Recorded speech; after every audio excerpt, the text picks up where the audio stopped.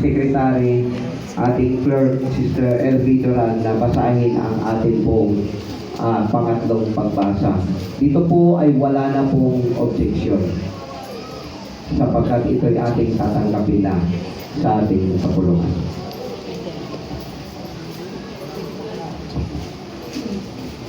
Magandang tanghali po sa lahat and happy Sabbath po. Happy Sabbath. Ito po ang ating pangatlong pagbabasa na po. Diretso ko na lang po para ubus na itong oras o bahala na po tayo. So, ang ating pong manguna po sa ating 2026 sa ating church po is Head Elder, Brother Mario Navarro. Associate Brother Ulysses Fonte, in charge po sa ating church planting. And then Brother Ruben Ompad, para po sa ating stewardship. And then Brother Jeremy Colas, para sa Sabbath School. And then Brother Ruel Apasigli, para po sa ating evangelism. Brother Aaron Villarraga, para sa services. Brother Roden Velasquez, para sa ating youth. And Brother Rolando Duran, para sa ating building. Sila po yung church ko. And then para po sa ating church treasurer, si Sister Lunita Nuestro, and associate Sister Grace Colas. Church clerk, inyong likod, Sister Elvie Duran. Punta na po tayo dito sa unahan, yung mga nabanggit po na pangalan. And then associate Sister Claring Apasible. Head deacon, or sa ating mga deacons po. Head deacon is Sister Brother Rolly Bunagan. Associates, Brother Mario Ferreras, Brother Noel Nuestro, Brother Noel Buta, Brother Henry Ga. Sa ating mga deaconesses po, Head Deaconess, Sister Emily Romilio. Associate, Sister Ellen Ferreras, Sister Rosie Hasiliana, Sister Bernadette Cagonda, Sister Mel Paropero. Para naman po sa ating Sabbath School Superintendent, Sister Enday Riopad. Associate, Brother Roel Bota. Secretary, Sister Juby Pagunasan. Ito na siguro sa harapan po. And then, sa ating Sabbath School Superintendent, personal ministry, leader po si Sister Rosario Azarcon. Associate, Brother Daniel Paroida. Secretary, Sister Joby Pagunasan. Adventist Community Service, Sister Mylene Samson. Associate, Sister Annie Olin. Children Department, leader po, Sister Julie Paronda. Associate, Sister Sara Mariano. Secretary, Sister Jolie May Paronda. VBX po, si Sister Enday Riopad. Adventist Min, leader natin, Sister Brother Hildo Olim. Brother Dan na Magpakan, associate.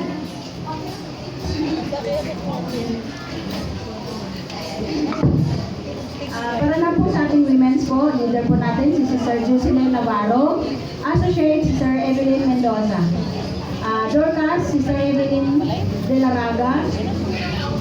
And then us, Adventist Youth, ating leader po si Brother Nick Roel Pagunasan. Associate, Lady Lee Paronda. Secretary, Lodibar Buta. Music Ministry, leader po si Sister Maria Colleen Pasigli, and then associate Sister Maribel Pagunasan. Stewardship naman po natin, si Brother Dan na Magpakan. Associate Sister Jolie May Paronda. Voice of Youth, Communication, Sister Jolie May Paronda. Associate Brother Roden Velasquez. And then para sa ating VOP or SOP, Sister Maribel Pagunasan. Associate si Brother Floyd Fonte. Family Ministry po, si Brother Roel Buta. Associate Sister Emily Romilio. Para sa ating health ministry naman, ating leader po si Sister Shari Nuestro. Associate Sister Pamela Abasente. Adventist Pacific Ministry, Leader natin si Sir Annie Olin. And then Associate si Sir Albina Lavendero. And then Public Affairs and Religion Liberty Leader si Sister Chantalay Paranga. Sa ating Interest Coordinator naman, leader natin si Sir Niresa Martirez. And then Associate si Sir Ami Maro. Young Pro, representative natin sa team Young Pro po si Sister Clarin Apasible. And then Amicos representative, Brother Charles Navarro. And then ating ASI representative, Brother Noel Nuestro. Pathfinders po ay si Brother Rolando Logan. Yun po lahat yung ating mga napili para po mauna sa ating 2026 sa ating church po ng Nagpayo po. Maraming salamat. Aking po minungkahin na tanggapin po ito. So, minungkahi po, may pumapangalawa po ba? Pinangalawa nating Associate Pastor. Pakitaas po ng kamay na kayo po ay sumasang-ayon at tinatanggap ninyo na itong mga kapatid ay manguna sa gawain sa ating Panginoon dito sa ating iglesia. Okay, maraming salamat po. Yung iba po ay sa ating mga members ng church board sa darating na iglesia, sa darating na taon, ay nais po namin i-inform na ililista ho natin yung members of the board sa ating bulletin board para malaman nyo po kung sino-sino po ang mga members ng board. Mag-take effect lamang po yung mga associate ng head department. Sila po ay pwedeng dumalo sa board in the absence ng head ng isang departamento. Pero kung present po ang head ng isang department, ay ang associate po ay hindi pwedeng dumalo sa pagpupulong ng mga members ng board. So, yun lamang po mga reminders. Brother Rolin, halika, dito ko sa taas. Okay. Nais ko pong tawagan ang ating associate pastor sa distrito. Brother Rito, halika, kasama ka. Meron pa po ba dyan na banggit pangalan na nandyan pa? Brother Rito. Mga kapatid, kami po ay mananawagan sa inyo. Kung kayo po ay more than 6 months na at willing po kayong maging bahagi ng ating iglesia sa banal na gawain, at hindi pa kayo membro sa iglesia natin, ay makipag-ugnayan po kayo sa akin o sa ating church clerk, Sister LV, na willing po kayong i-transfer ang inyong membership mula sa ibang iglesia patungo dito sa iglesia na Nagpayo, para ang iyong mga talento na nalilimitahan sa paggawa sapagkat hindi kayo membro ng iglesia, pag kayo po ay member na, ay full-fledged pastor, magagampanan nyo yung iyong banal na gawain. Pero hindi naman po ipinagbabawal na huwag kayong makibahagi sa gawain dahil hindi po kayo member.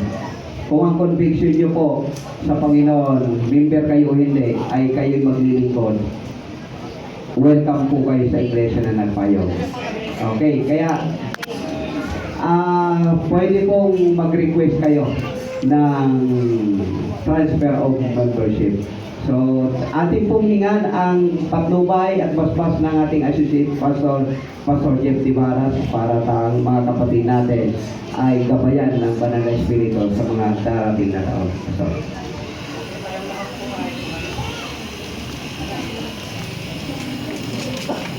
samahan niyo ako sa panalangin. Tayo po ay lumuko at tayo po ay manalangin sa ating mahal na Diyos.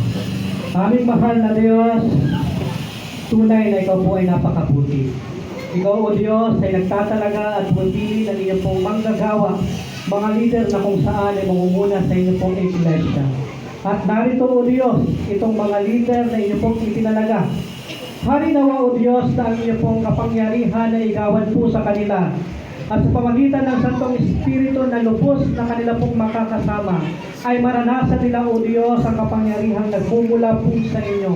Igawad sa kanila ang karunungan. Igawad sa kanila, O Diyos, ang kapangyarihan, ang desire at passion sa paglilingkod at pagpagamit sa inyo pong gawain. Amin pong idinadalangin, O Diyos, na bigyan sila ng katalinuhan at ang kanila pong talento, O Diyos, ay lubos na magamit upang sa ikalulhati ng iyong pong pangalan. O Diyos, amin po silang tinatalaga. Kami mga leader na iglesia nito ay amin pong itinataas ang amin pong mga kamay at amin pong idinadalangin, O Diyos, na matamo ng mga leader na ito ang inyo pong kapangyarihan, ang inyo pong paggawa at paglubos na paggamit sa kanila. Igawad sa kanila ang double portion of the Holy Spirit at kanila pong maranasan, O Diyos, ang impact ng inyong pong paggawa at sapat na biyaya na kung saan ay gagawa sa kanila pong buhay. Panginoon, anuman po ang kanila pong mga pangailangan, kung kailangan nila ng karunungan, O Diyos, gaya ni Solomon, ay ipagkakaloob niyo po sa kanila upang magampanan nila ang kanila pong mga tungkulin at gawain bilang leader ng iglesia. Panginoon, amin po silang itinataas po sa inyo at tanggapin sila at patuloy na gamitin para sa inyo pong gawain. Ito po ang amin pong dinadalangin sa pangalan ng Panginoong Jesus. Amen. Sa dalig lang po, mga kapatid. May ilang salita lang po ako. Bukas po, mayroon tayong orientation. Libre po yung lunch